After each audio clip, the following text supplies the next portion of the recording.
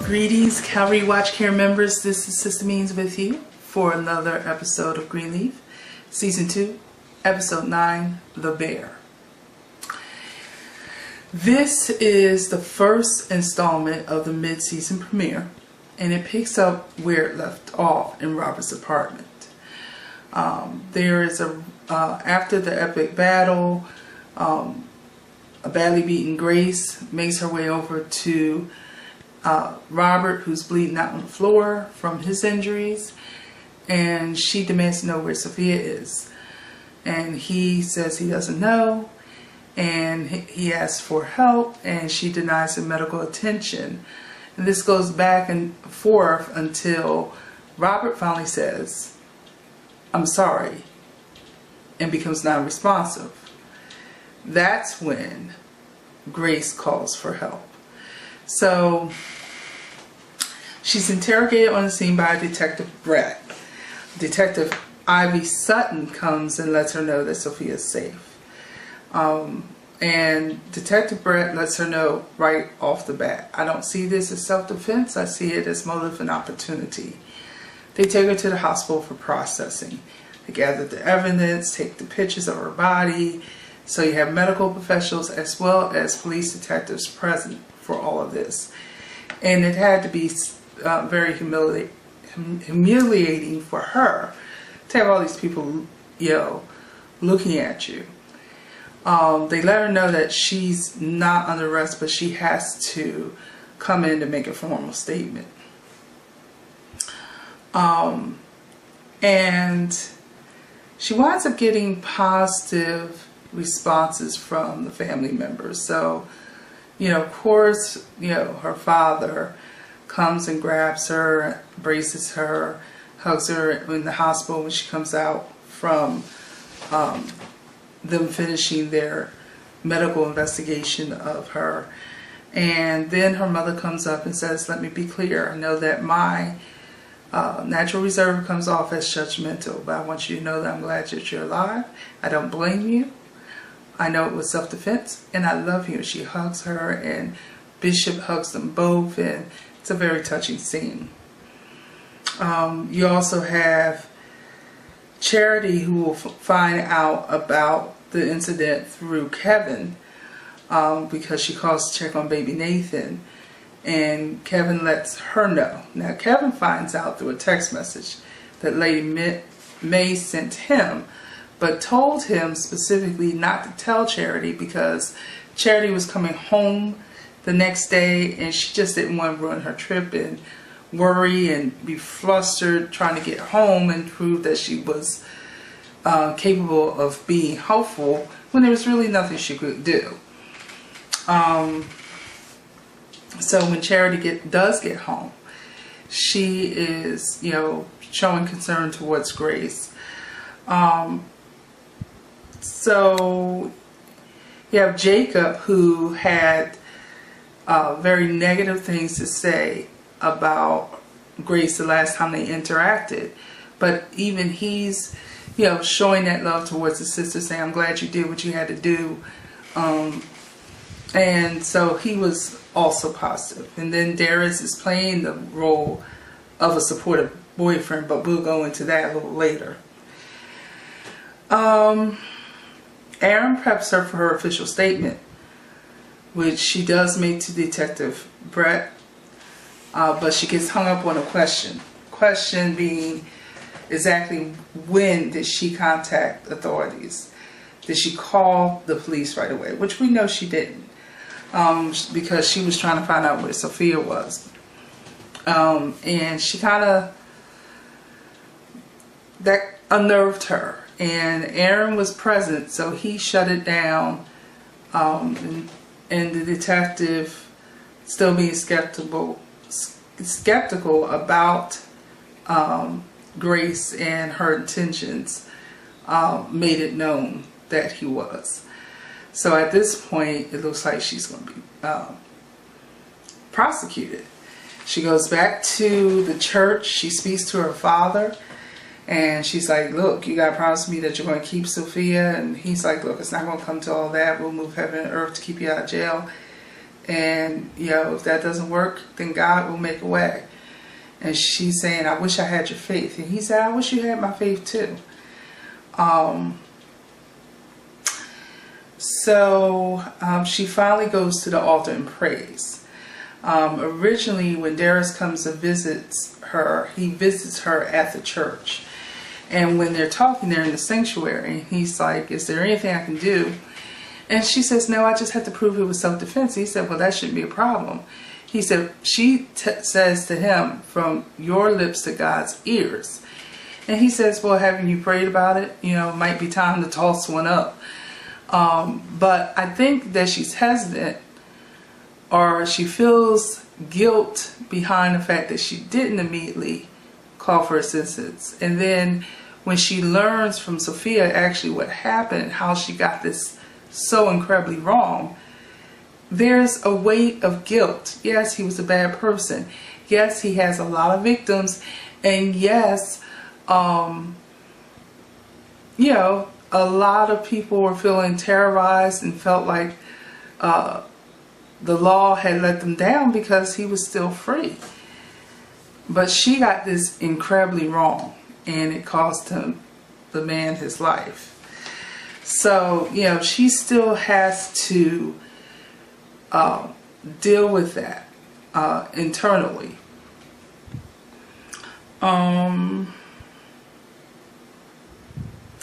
Let's see. What else?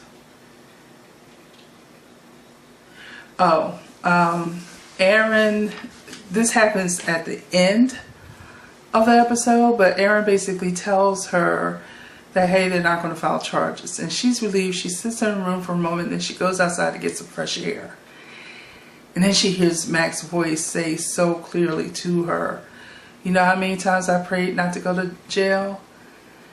And he says hundreds. And she turns around as if she expects him to be there. But he isn't there, of course.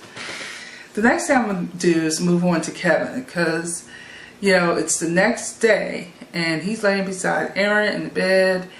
He hears the baby monitor go off. He goes, tends to baby Nathan, takes the baby down to the head maid there, asks the maid to watch him, Marisol, to watch him until Lady May comes down. And he goes off to Calvary. Now, it's while he's at Calvary that he receives a call from Charity, and that's when he informs Charity of what happened between Mac and Grace. And Charity gives him the, you know, she appreciates keeping her in the loop, and, you know, maybe their friendship can work out. And you see a tear stream down his face, but his voice doesn't crack and he doesn't indicate that there's anything wrong.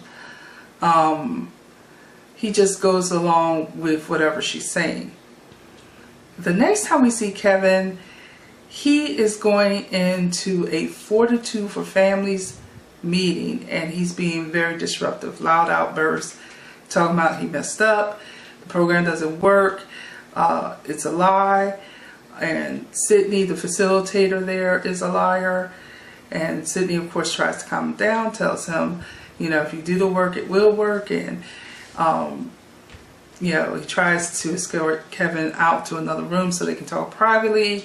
Kevin's like, I refuse to go anywhere with you. And he exits the building. And that's pretty much the last time we see Kevin. Aaron's looking for him throughout this particular day.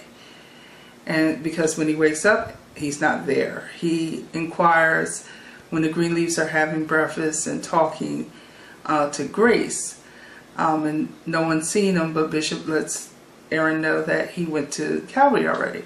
But when Aaron tries to follow up with him at Calvary, his office is packed up. So Aaron calls and leaves a message for him asking for a call back.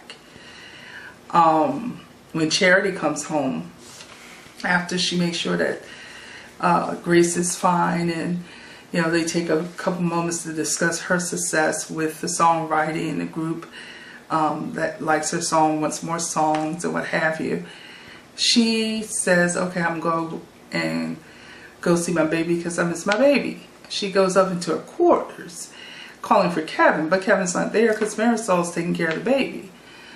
So when she goes to check on baby Nathan, that's when she finds the letter. We don't know the contents of the letter. And initially, because of the way she responded, I thought he had committed suicide. And I'm like, no, because I think she would have ran and told somebody or tried to call police or something. But it was her initial response to it. And she's like, Kevin. So we don't know what was said. We don't know if he gave full disclosure about him and Aaron. We just don't know what it is that was said in the letter. But, apparently Kevin has gotten ghosts. He's out.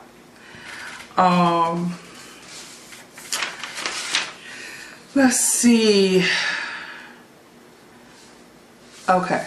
So let's get to Lady Mae, because what's really interesting about this particular episode is a softer side of Lady Mae being revealed to us. The walls, the hardened shell of her facade has come down a bit, and we're able to see those delicate layers of Lady Mae. She's showing compassion towards her daughter, which we've never seen throughout the first season, and not until this point, basically. Her show true love and appreciation for Grace. So that was nice and heartwarming to see, but will it last is the question. Additionally, she's tried to share a fond memory of her brother, because despite the person he became, she remembers before he became that person, and she's grieving that loss of that brother. Because for Lady Mae, it wasn't until the last year that their relationship became rocky.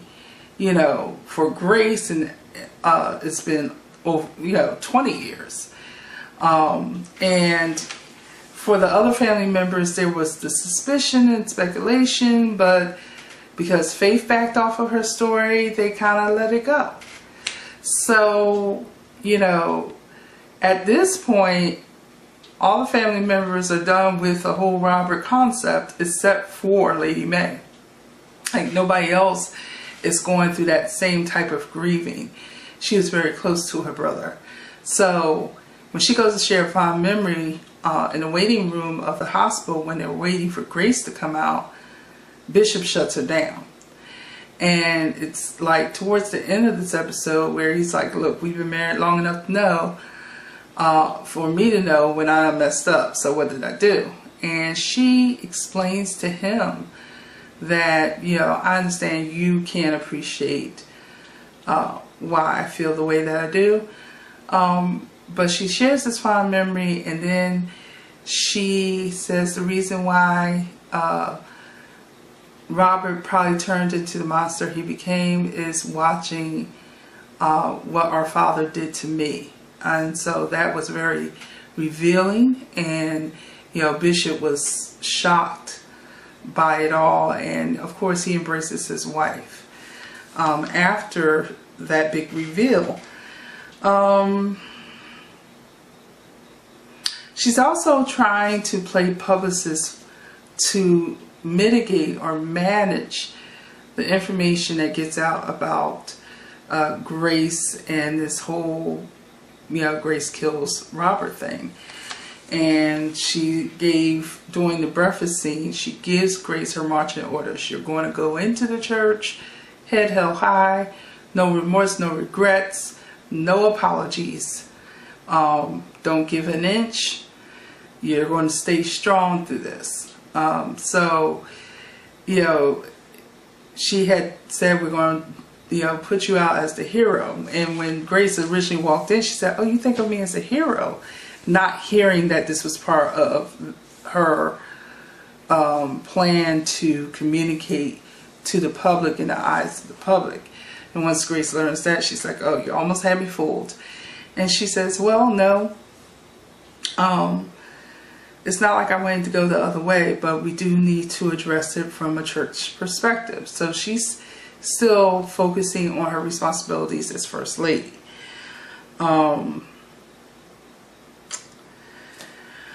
Sophia obviously was concerned that her mother might be going to jail, but she got a little defensive when Grace was questioning her, thinking that her mother was accusing her of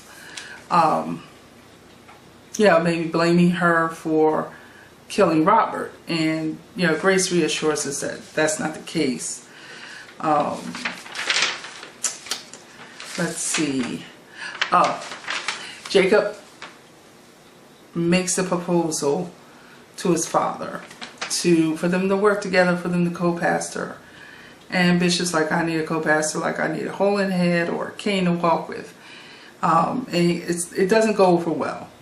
Now, prior to meeting with Bishop, this is when he's looking for Carissa to give him support and prayers and what have you. She said, this is not going to work because of who your father is. I'm just letting you know. After he has to come back and say that it didn't work, we're seeing a more domesticated side of Carissa. And she gives him this kind of dry sandwich. But, you know, you can see the love that she's trying to give him and the support that she's trying to give him, unlike before. So at that point, he's inspired and he knows what to do. He's going to have the real Church of Memphis. So that was pretty much it for the first episode. Now, directly after this video, I will do the second. And I'm just doing it so that you don't have to watch 30 minutes of content. But I do want to go over a couple of observations. First of all, the bear is actually an idiom. It references the phrase that Aaron uses when he goes to convey the good news to Grace about her not being prosecuted by the DA. And, excuse me, basically it's like, you know what they say about the bear. Sometimes the bear gets you, sometimes you get the bear. That actually comes from the Big Lebowski, and it's a movie, but the actual saying in the movie was, sometimes you eat the bear, sometimes the bear eats you. So he changed the words and he kind of flipped the phrasing. But in essence, you know, sometimes even when the odds are all against you, you still can win. And that's what I got from it. Tell me if you got something different from it. Also, it seems like Grace was so slow to pray about things, but again, I believe that was because of her guilt. So prayer did appear to be the last resort, and mostly out of her concern for, you know, losing Sophia. She didn't want to go to jail. Where is Kevin? I think Kevin was just so done with it, and there is not a friendly face in that place. And then, you know, Aaron is not, you know, Aaron's someone that he has slipped with. So Aaron's not necessarily his go-to person. He needs time to figure things out. And even though he did so abruptly, and he did so without a contingency plan for the Greenleafs as far as taking over his responsibilities as the outreach coordinator, he did what he needed to do for Kevin. So I kind of don't blame him for getting some time away, but I believe his execution could have been better. empathize with Lady Mae. I mean, she was basically the only one there to really mourn the death of Robert. I mean, everybody else is like, huh, whatever. You know, everybody's glad that Grace is alive. And it was nice to see that Grace was actually receiving some love this time around versus the hate or the resentment that is normally thrown at her. So I'm just wondering if this sweeter, kinder Lady Mae is around temporarily, or will she go back to her old habits of having that wall up? So those were my observations. Also, another thing that bothered me about the episode, if I have any real issue with this episode, would be the fact that I would expect them to talk more about media frenzy, people trying to get close to Grace, at least see the snickering in the church. Like, it was just so convenient that when Jacob was walking Grace to her office, there was no one there to crowd her. You didn't have any reporters who snuck into the church trying to, you know, talk to her, take pictures of her, what have you. So I kind of thought that portion of it was a bit weak. But I'm about to do the second review for day 2 because I'm doing these the same night. So I'll be with you momentarily for the Call Not Complete episode 10. Bye.